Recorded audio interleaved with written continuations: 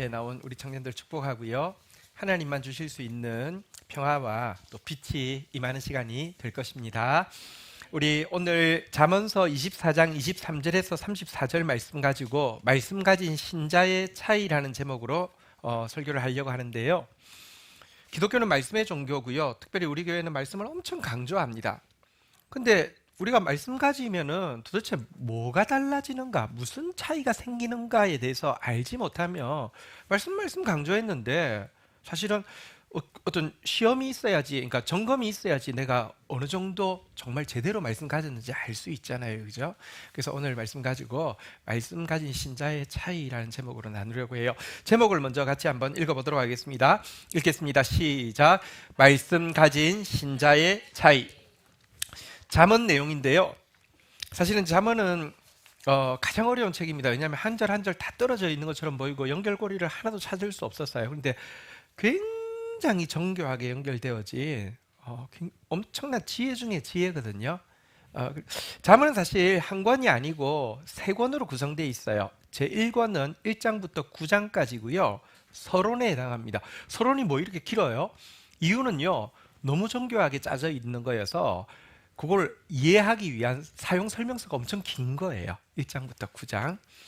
제2권은 10장부터 22장까지고요. 본론에 해당합니다. 솔로몬의 지혜가 들어있어요. 본론. 제3권은 22장 그 뒷부분 조금 하고요. 거기서부터 시작해서 31장까지인데요. 이것은 부록이라고 할 수 있습니다. 서론, 본론, 부록으로 1장부터 31장까지 되어 있는데 이 중에 1권 전체의 기록자는 솔로몬, 2권도 전체의 기록자는 솔로몬, 3권 부록도요. 9장 중에서 5장이 솔로몬의 그 지혜인데 후대에, 그러니까 이거 2장 제2권은 솔로몬이 직접 이렇게 기록을 한 것이라고 하며 제3권은 히스기야 시대에 솔로몬의 흩어져 있던 자문을 새로 발견해서 넣은 거거든요. 이 부록도 핵심이 내용이 솔로몬의 것인데요. 그런데 제3권에 신기하게도 이 5장 앞에다가 무명의 두 지혜자의 지혜를 좀 기록을 해놓고 끝나고 나서도 이름은 있지만 이렇게 아굴이라는 사람하고 르무엘의 어머니라는 이름은 표기되어 있지만 잘 알지 못하는 두 사람의 지혜가 둘 있고 여기에 5 메인이 솔로몬의 지혜로 들어가 있는데요. 요거 솔직히 책을 조금이라도 편집할 관심을 가진다고 하면 굉장히 의외의 배열이 아닐 수 없습니다. 잠언의 간판 스타는 누구입니까? 솔로몬입니다. 1권 다 솔로몬, 2권 다 솔로몬, 3권도 주된 내용이 솔로몬이면 솔직히는요, 요거 두 개 짧은 요거 내용 빼고요, 솔로몬 것만 하는 게 훨씬 깔끔합니다. 아니면 굳이 이 내용이 좋다고 하면요, 3권의 앞에 솔로몬을 하고 뒤에다가 부록임 해가지고 조금 실는 것은 가능한데 솔로몬의 잠언을 중간에 놔두고 두 명을 배치한 것은 굉장히 의도적이고 좀 예외적인 경우라고 할 수 있습니다. 이유가 무엇일까요? 여러분 사실 하나님께서 솔로몬에게 전무한 지혜를 주셨다고 하지만 기억해야 될 것은 하나님은 한 사람에게 한 사람이 전부가 되게 하시지도 않고 그 사람 없으면 아무것도 안 되게 하시는 분이 아니십니다. 그에게 어제 지혜를 주었다고 해서 그걸로 머물러서는 안 되고 오늘 나에게 우리에게도 계승되어져서 나의 것 우리의 지혜가 되게 하기를 원하신다는 뜻이 부록편이 이렇게 일반적인 사람으로 감싸져 있는 이유라고 할 수 있습니다. 그리고 이 부록의 4명의 글 중에서 제일 특이한 글이 오늘 본문인 잠언 24장 23절부터 34절의 내용인데요. 23절 시작하는 데 보면 이렇게 시작하고 있습니다. 이것도 지혜로운 자들의 말씀이라. 이것도 지혜로운 자들의 말씀이 뭐냐고 하면요, 부록 앞에 첫 번째 무명의 지혜자의 글은요 6챕터에 걸쳐서 장도 한 2장 정도에 걸쳐서 중요한 주제들을 6개나 다루었단 말입니다. 뒤에 가도요 또 2사람이 나오지만 각각 한 장씩은 차지하고 한 사람은 3챕터, 한 사람은 2챕터의 중요한 주제를 나누었는데 이 또한 무명의 지혜자는요 오늘 읽는 본문이 다입니다. 한 장도 아니고 3분의 1장에 한 챕터만을 끼워 놓았습니다. 그래서 이것도 지혜로운 자의 말씀이라. 아니, 무시하지 마세요. 얘도 지혜자의 말씀이에요. 이런 식으로 기록이 돼 있는 거 알고 보면 되게 좀 특별한 일입니다. 모르면 아무렇지도 않은데요. 알고 보면 저한테는 엄청 특별한 일이었습니다. 여러분, 사실 성경의 기록자는 인간이지만 성경의 저자가 성령님이라고 하잖아요. 인간을 주장해서 쓰게 하셨다고 하면 이 말은 달리 성경을 기록한 내용을 성경에 어떻게 배치하느냐도 성령님의 굉장히 중요한 일이라는 말이 됩니다. 한번 생각해 보세요. 우리 영진이의 전도를 받아서 뮤지컬을 가신 분들 많으시죠? 뮤지컬 음악 감독에게 있어서 어떤 배우가 어떤 노래를 하고 그 앞 뒤에 누구를 배치시키느냐는 굉장히 중요한 관심사겠죠. 자, 3권을 한번 생각해 보면 한 중견 정도의 배우가 꽤 많은 시간을 들여서 노래를 하고 이제 모두가 기다리고 사실 그 뮤지컬 티켓을 샀던 이유, 대배우 솔로몬이 등장하기 전에 막간에 한 사람이 잠시 나왔는데 노래를 부르는데 이 사람이 노래를 불렀는지 안 불렀는지도 모르게 빨리 끝나는 한 사람을 비치한 것은 음악 감독이 진짜 이 사람의 출연이 그만한 가치가 있고 반대로 이 사람이 등장하지 않으면 이 뮤지컬 전체의 연결고리가 하나가 빠져서 큰일 난다는 이 확신이 없으면 솔로몬의 등장 앞에 딱 그 이 짧은 내용으로 잠언을 한 사람의 내용을 넣을 리가 없잖아요. 그죠? 실은 우리가 오늘 읽게 될 이 잠언 23장부터 34절의 내용은요. 전술한 모든 잠언의 지혜의 말씀을 가진 신자, 말씀을 정말 가지게 되고 지혜를 가지게 된다고 하면 그 사람은 어떤 차이가 있느냐? 시민으로서, 가족 구성원으로서, 또 개인으로서 이 말씀을 적용한 사람은 무엇이 다른가?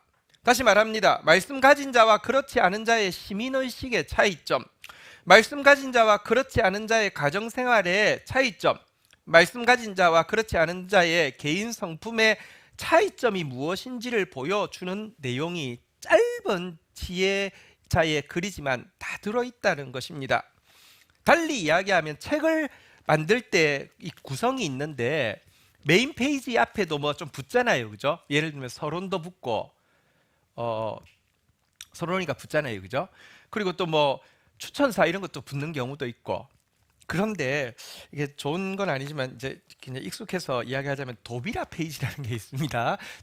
출판인들만 쓰는 표현인데요. 메인 페이지가 시작하기 전에 도비라 페이지하고 한 페이지를 넣습니다.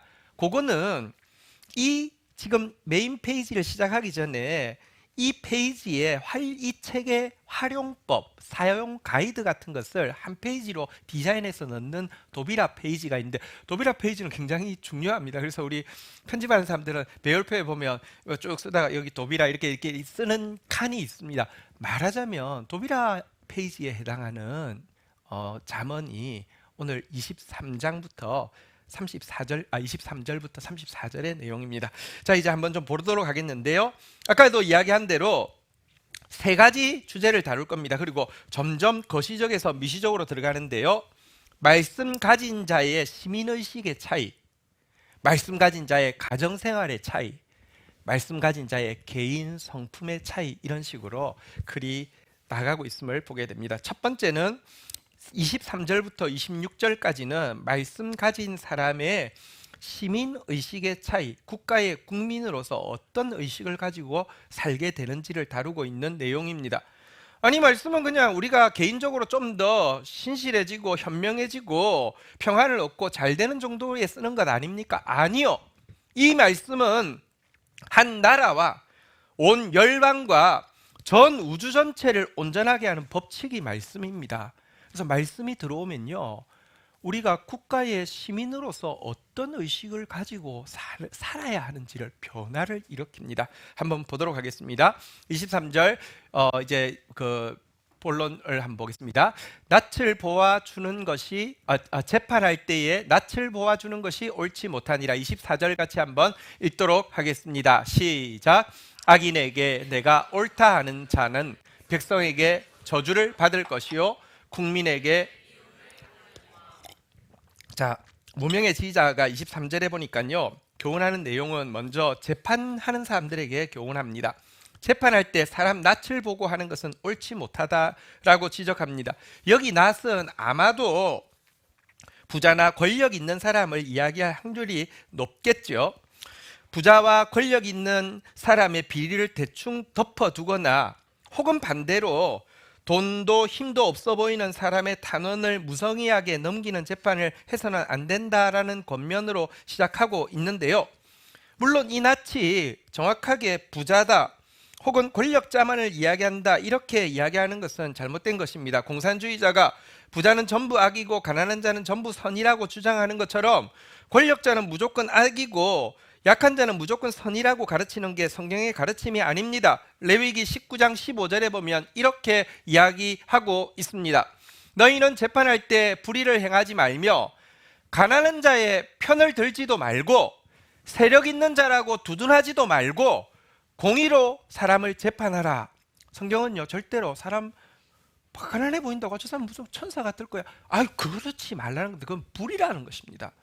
힘 있는 사람 봐주는 것도 이거 악이지만 그러니까 공정하게 재판하라 이렇게 이야기를 하고 있습니다. 그러면서 24절의 내용은 무엇입니까? 만약 악을 두느라고 편드는 재판을 하게 되면 백성들에게 저주를 받고 국민들에게 미움을 받을 것이다 이렇게 이야기하고는요. 이어지는 25절 26절에서는 반대로 공의로 재판하면 어떻게 되어지느냐. 25절 제가 읽겠습니다. 오직 그를 견책하는 자는 기쁨을 얻을 것이요 또 좋은 복을 받으리라. 26절 읽겠습니다.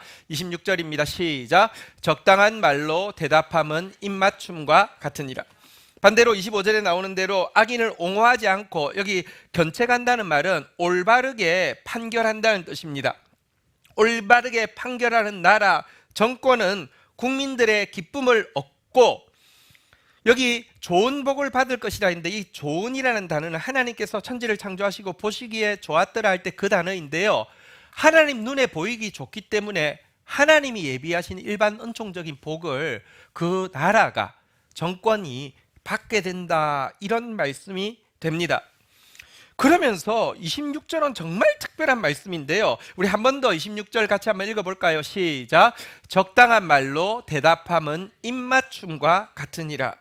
여기 적당한 말이라는 게 원어의 뜻은 올곧은 판결을 이야기합니다.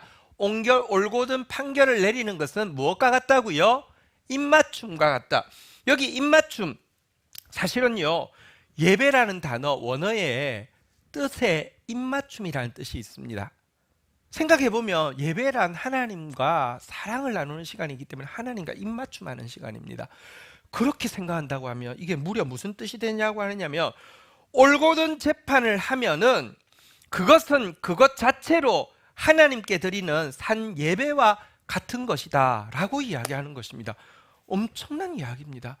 재판을 정말 올곧게 하는 것 행위 자체가 거기 하나님 이름 하나도 안 들어갔고 성경 구절 하나도 안 들어가도 하나님 앞에 드리는 바른 예배가 되어진다라고 이야기하는 것입니다. 왜냐고 하면 재판이라는 것은 하나님께서 일반 은총 가운데 이 땅에 사람들에게 대행하도록 법과 정부에게 위탁하셔서 그것을 통하여 하나님의 정의와 공의가 시행되어지도록 한 하나님의 일이기 때문에 그렇습니다.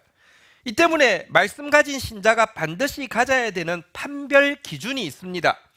그것은 무엇이냐고 하면요.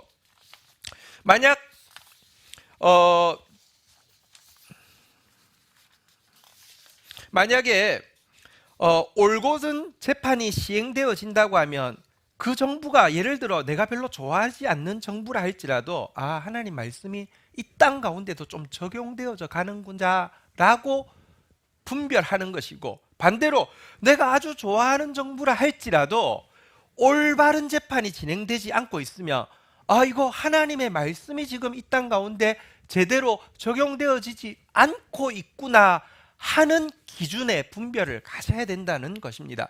우리가 기도를 하잖아요. 하나님, 복음으로 이 땅이 통일되게 하시고, 혹은 복음으로 이 땅이 다스려지게 해주십시오. 그런데 복음으로 이 땅이 다스려진다, 통일된다는 말이 무엇일까요? 여러분, 기독교인들이 대통령이 되면 복음이 다스리는 것입니까? 아니요, 그게 아니라 나라라는 건 일반 은총의 세계죠.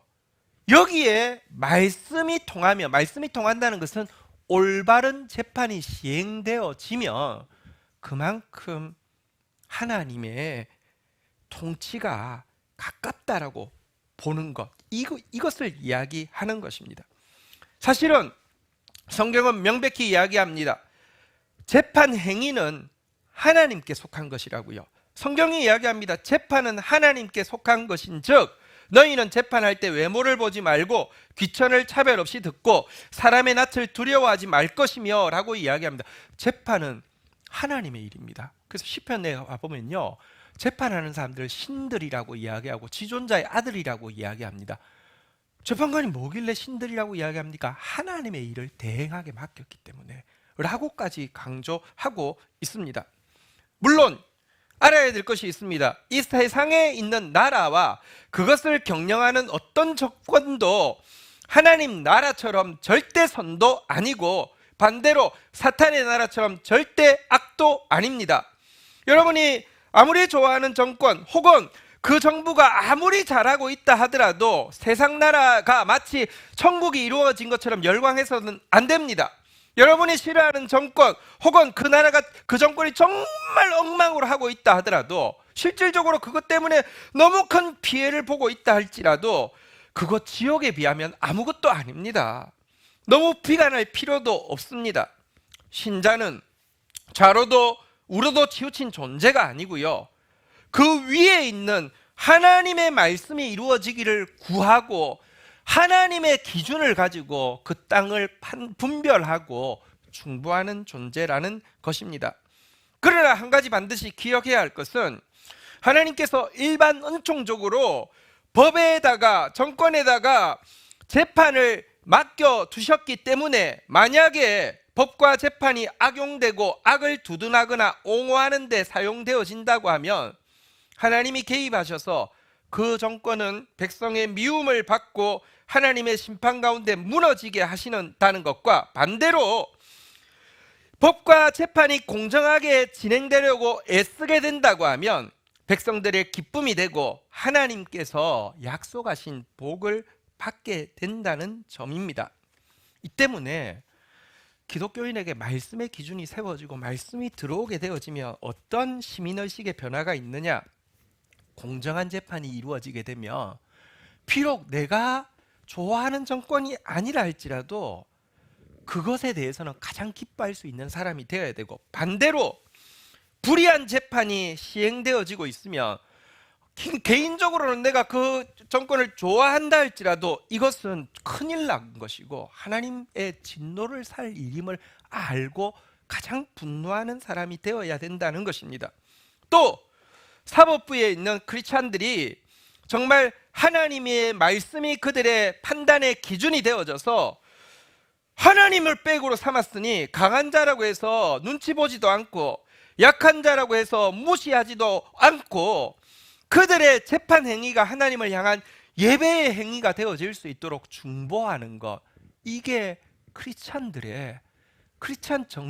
청년들의 시민의식이 되어야 한다는 것입니다. 사실 저는 사회가 지금 진행되어지고 있는 일 앞에서 제일 마음 아픈 게 뭔지 아십니까? 한국 사회에 공정하지 못한 재판이 진행되어지는 데 개입된 다수의 인물들이 신자요, 심지어 교회 직분자라는 점입니다.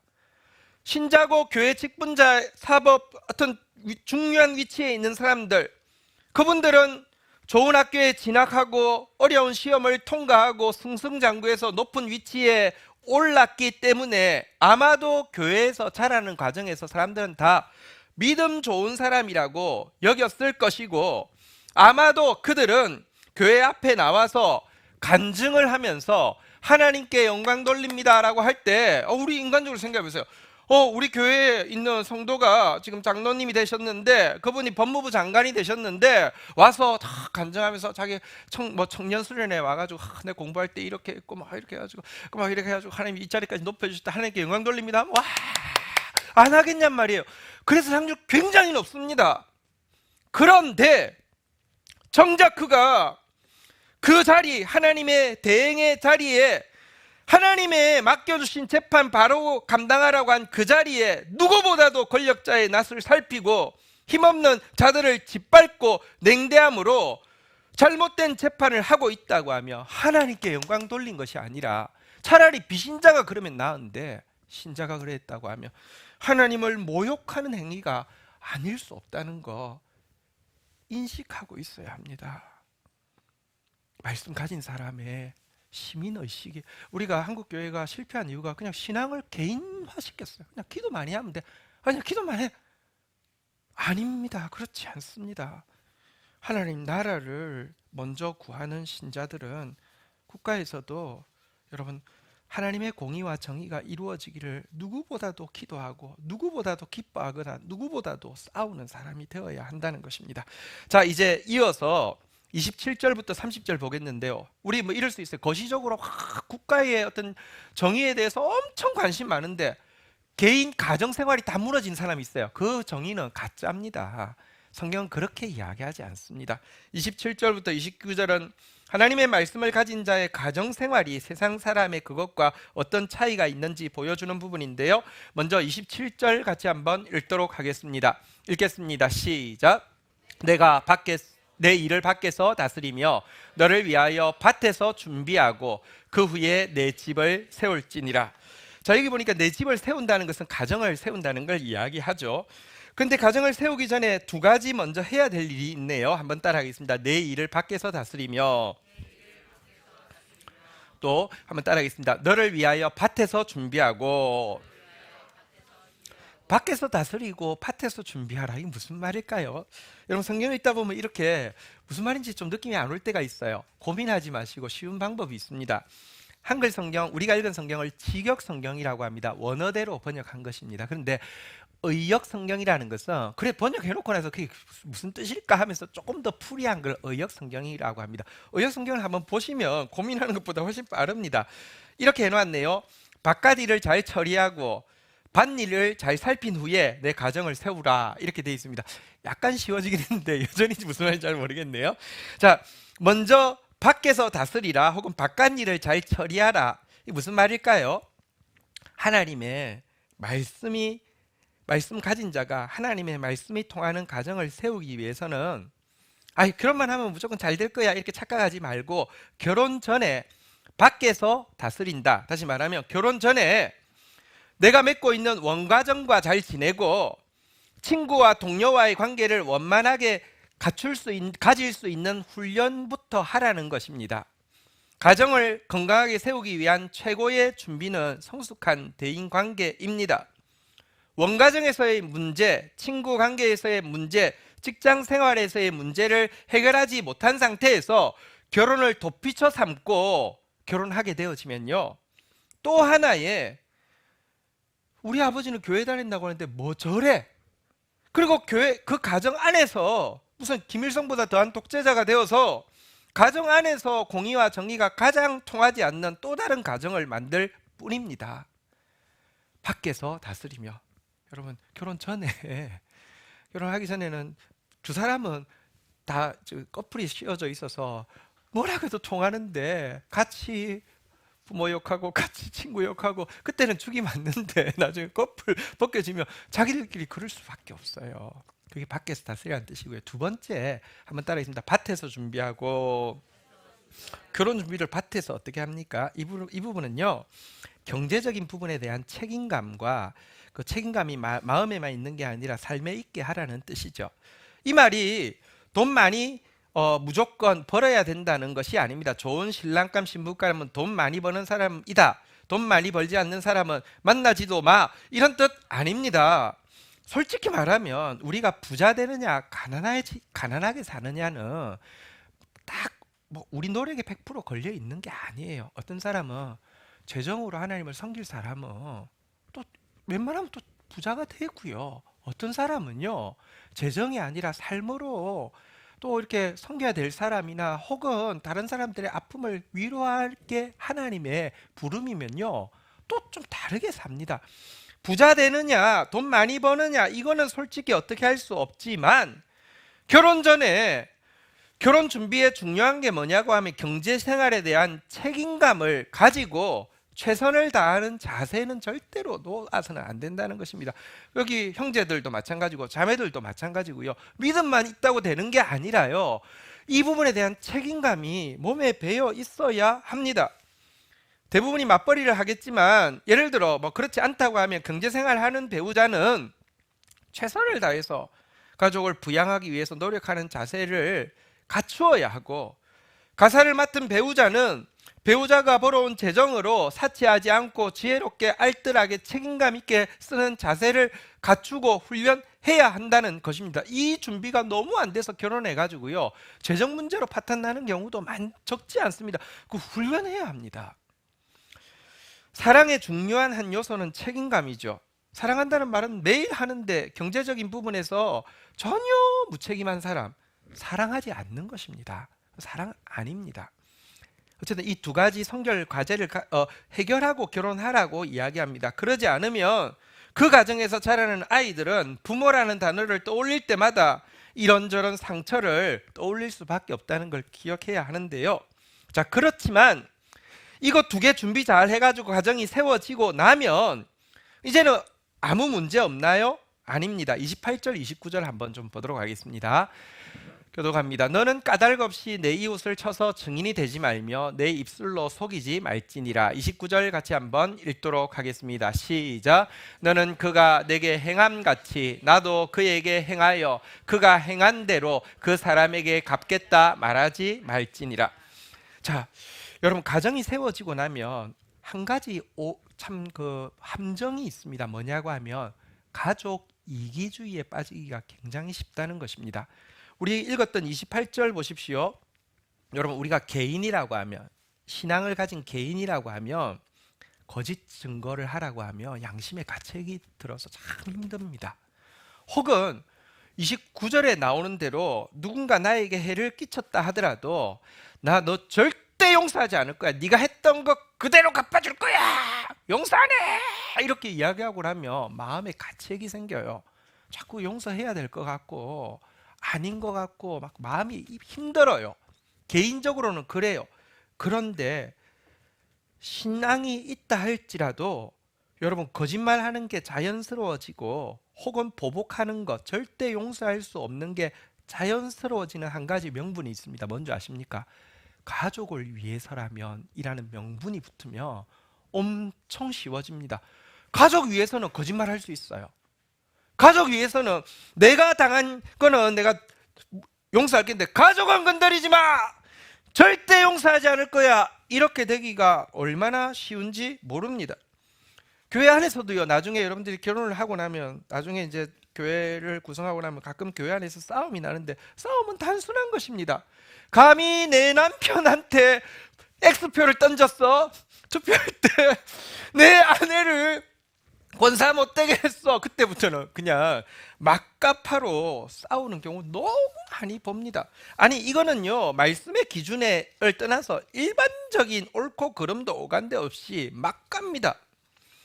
여러분, 이처럼 가족 이기주의라는 게요, 우리가 그동안 열심히 제자 훈련하고 배워온 모든 말씀의 이론을 이론 따로 실제 따로로 만들게 하고 하나님의 정의와 공의를 한순간에 무너뜨리는 핵심 요인이 될 수 있다는 것이 현실입니다. 하지만 성경은 그렇게 가르치지 않습니다. 참된 신자, 말씀을 가진 신자는 설령 자기 가족을 보호한다는 명분이 있다 할지라도 하나님의 백성으로서의 품위를 잃지 않아야 된다는 것이 성경의 가르침입니다. 아주 민망하긴 하지만 성경에 한 가지 판례가 나와 있어서 한번 보도록 하겠습니다. 이런 구절이 있나 처음 봤을걸요. 신명기 25장 11절 한번 보면 이런 판례가 있습니다. 두 사람이 서로 싸울 때 한 사람의 아내가 그 친언자의 손에서 그의 남편을 구하려 하여 가까이 가서 손을 벌려 그 사람의 음낭을 잡거든. 자, 어떤 상황인지 민망하지만 남편끼리 싸움이 났는데 어떤 이 집 남편이 우리 남편을 막 계속 패는 거예요. 그럼 내 남편을 보호해야 되는데 남자가 힘이 세서 우리 남편도 패는데 내가 어떻게 이겨요? 방법이 하나밖에 없어요. 급소를 공격을 한 거예요. 여러분, 이 행위는 막 칭찬하거나 상줄 행위는 못 되지만 정상은 참고되지 않습니까? 왜? 세상에서 가장 중요한 게 가족이고 내 남편 보호해야 되는데 내 남편이 막고 있어. 어떻게든지 막아야 되는데 했다 쳐요. 자, 이거에 대한 성경의 판결이 뭔지 아십니까? 어떻게 할까요? 12절 같이 한번 읽도록 하겠습니다. 읽겠습니다. 시작. 너는 그 여인의 손을 찍어버릴 것이요 내 눈이 그를 불쌍히 여기지 말. 너무 좀 심한 거 아닙니까? 좀 정상이 참작돼야 될 것 같지 않습니까? 근데요, 왜 이렇게까지 이야기해 놨냐고 하면 정말로요, 가족이 딱 결부되어지면요, 그리스도인이 지금까지 쌓아왔던 성품들, 선한 성품들, 선한 기준들 전부 다 무효화되어질 수 있는 위험이 얼마나 큰지, 가족이란 이름 앞에서 성도다운 인격과 덕성을 얼마나 쉽게 내버릴 수 있는지에 대해서 경종을 울리는 사건이라고 할 수 있습니다. 그래서 그리스도인은요, 절대 확대된 가족 이기주의에 빠져서는 안 되고 어떤 상황에서든지 말씀 가진 자답게 그리스도인의 품위를 갖추고 공의와 정의를 실천해 나가야 된다는 것입니다. 간단하게 영화 한번 보도록 하겠습니다. 여러분, 사실 물론 이와 같은 극단적인 상황과 결정의 순간이 자주 오지 않겠죠. 거의 안 오겠죠. 만약 이런 상황에 우리가 선다면 어떠해야 될까요? 물론 쉽지 않습니다. 그렇지만 생각해 보십시오. 하나님은 자기 아들을 우리를 위해서 희생시키셨는데 그 사랑을 받은 우리가 딱 내 가족, 내 새끼, 내 거 이것만 생각한다고 하면 세상 사람들과 무엇이 다르겠냐 말입니다. 성경은요, 하나님 말씀 가진 사람은 가족 관계에서, 여러분 물론 그 전에 미리 원만한 대인관계를 가지고 경제적인 부분에 책임지고 이것도 중요하지만 가족 이기주의에 빠져서는 절대 안 된다, 이렇게 가르치고 있는 거 기억할 필요가 있습니다. 자, 이제 마지막으로는 개인 성품에 대한 것입니다. 30절부터 34절. 하나님 말씀 가진 자의 개인 성품이 세상 사람들의 것과 어떤 차이가 있는지 보여줍니다. 말씀은요, 정교하게 국민으로 살아가는 시민의식의 차이, 그리고 가정에서 가족 구성원으로서 가정생활의 차이를 보여줄 뿐만 아니라 결국은 우리 개인의 성품이 바르게 돼야지 이 모든 것으로 확장되어져 갈 수 있겠죠. 이것에 대해서 이야기하는 내용입니다. 30절 31절 먼저 한번 좀 보도록 할까요? 내가 게으른 자의 밭과 지혜 없는 자의 포도원을 지나며 본즉, 31절을 읽겠습니다. 시작. 가시 덤불로 그 전부에 퍼졌으며 그 지면이 거친 풀로 덮였고 돌담이 무너져 있기로. 자, 이제 보니까 지혜자가, 이 문명의 지혜자가 지나가다가 30절에 보니까 게으른 자의 밭과 지혜 없는 자의 포도원을 지나게 되었는데요, 그 밭과 포도원의 상태가 어떠합니까? 31절에 보는 대로 가시덤불, 거친 풀로 다 덮여 있고 돌담도 다 무너져 있는 모습을 보게 되었다는 것인데요, 여기서 우리 눈여겨볼 부분이 있습니다. 30절에 보면 게으른 자의 동의어로 어떤 사람이 제시되어지고 있습니까? 지혜 없는 자가 제시되어 있죠. 이제 사실 정말 아쉬운 게 이 번역입니다. 지혜가 아닙니다. 지혜 없는 자가 아니고요, 원어는 레브라고 되어 있는데 생각 없는 사람을 이야기합니다. 레브는 생각이거든요. 게으른 자의 동의어가 어떤 사람이라고요? 생각 없는 사람. 다시 이야기합니다. 성경에서 말하는 게으른 자의 반의어는 부지런한 사람이 아닙니다. 부지런하면 게으른 사람의 반대가 아니라 생각이 있는 사람이 게으른 사람의 반대말이고요, 생각 없는 사람이 게으른 자의 동의어라는 거 기억할 필요가 있습니다. 생각이 없는 사람은 어떻게 되느냐? 인격은 황폐해지고 열매는 하나도 맺지 못하고 벽이 허물어져 있다 보니까 마귀가 마음껏 들어와서 거짓말도 하고 유혹도 하고 종처럼 끌고 가는 그런 인생을 살 수밖에 없다라고 이야기하는데요. 32절 한번 볼까요? 그런데 이 지혜자는요, 같이 한번 읽도록 하겠습니다. 시작. 내가 보고 생각이 깊었고 내가 보고 훈계를 받았노라. 퀴즈를 한 개 내보십시다. 여기 한 단어가 30절에 나온 지혜라는 단어입니다. 원어로는 똑같은 단어인데 무엇일까요? 생각이겠죠. 예. 보십시오.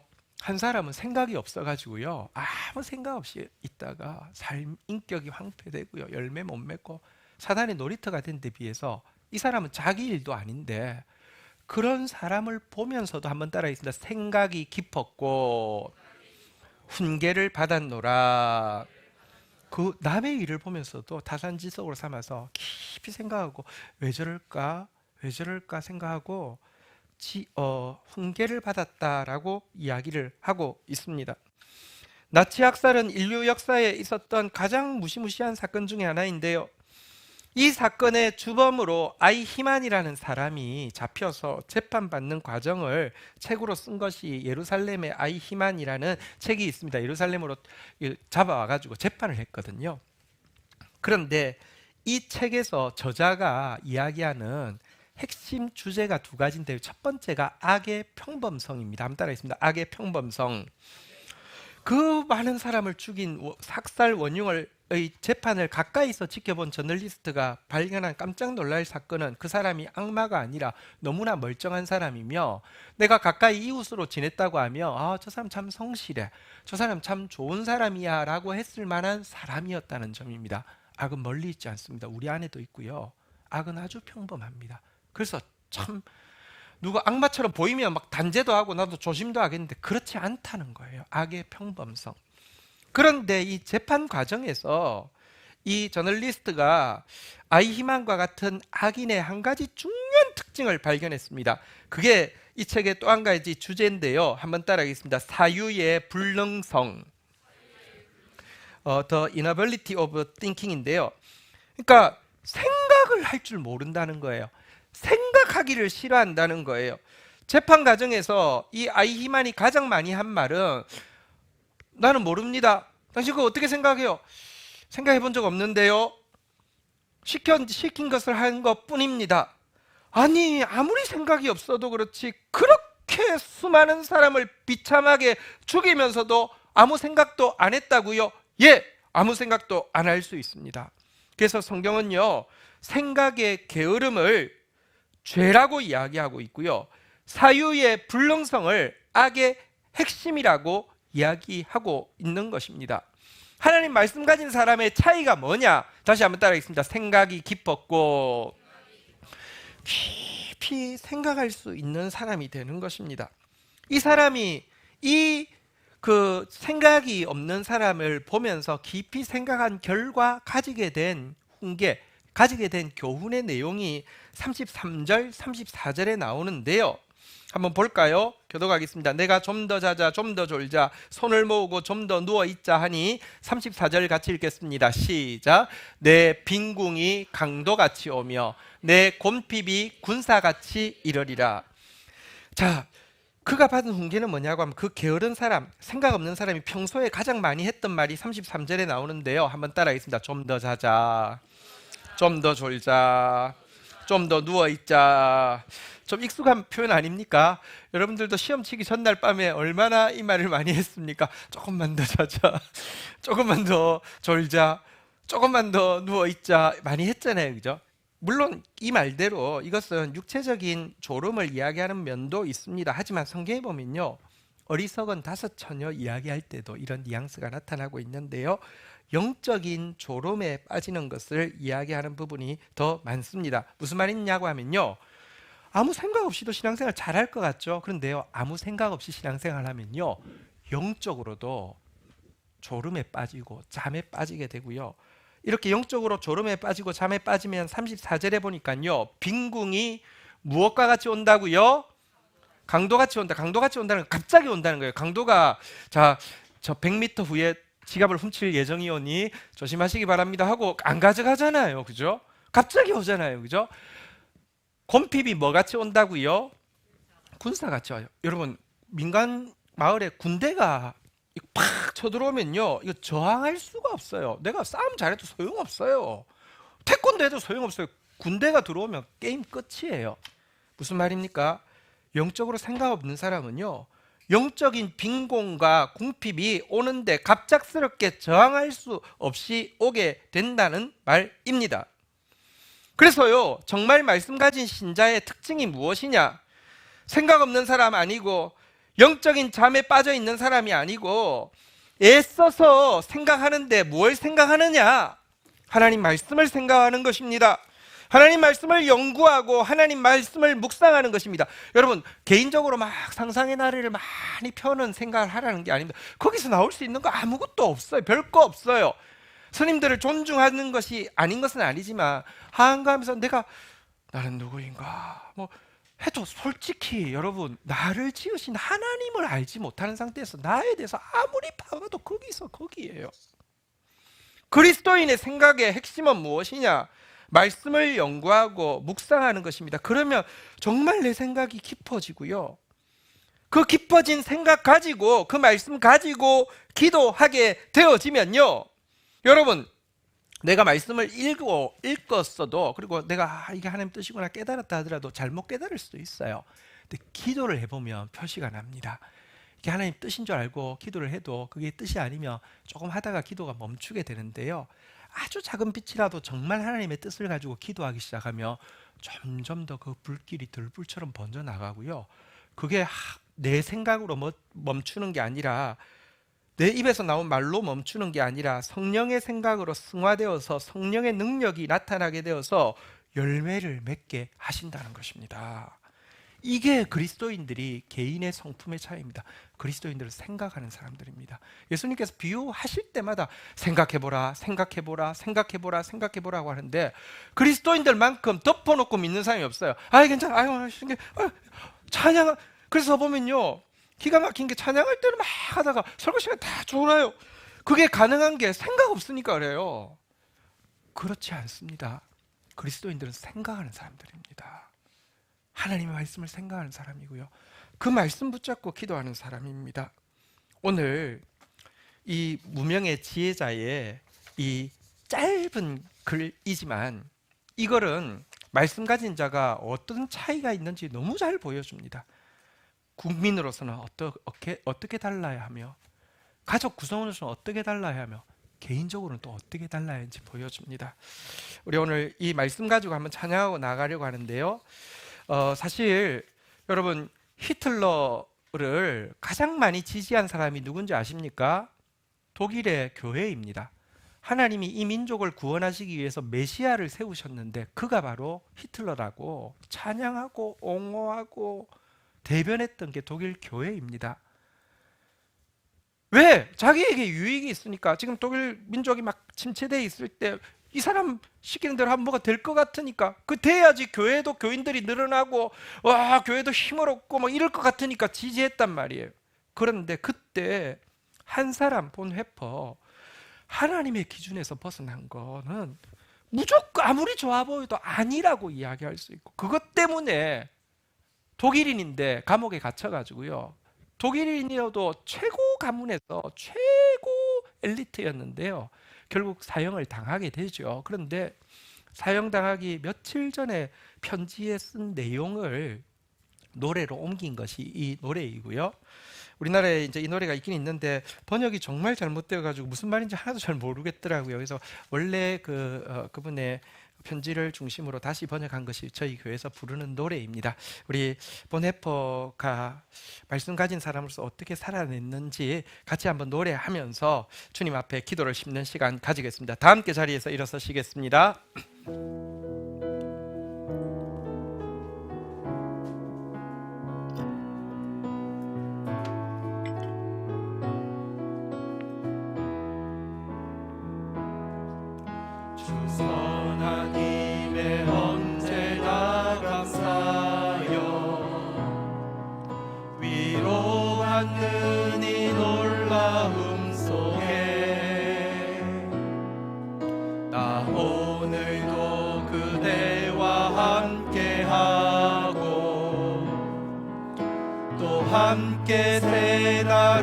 길을 막고 싶소. 지나간 일이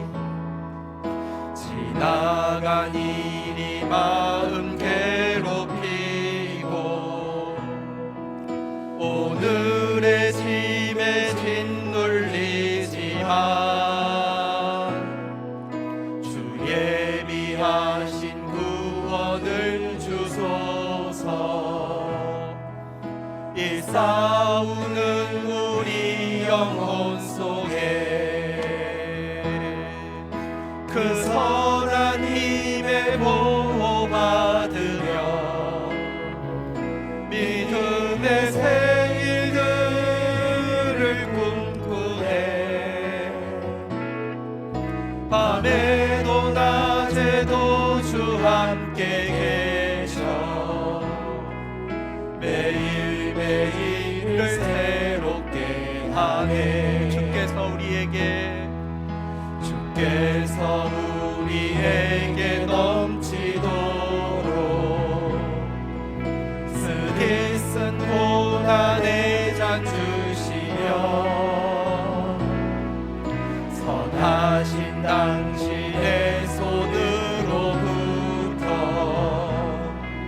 두려움 없이 함께 이 어둠 속에 촛불 밝히신 주, 이 어둠 속에 촛불 밝히신 주,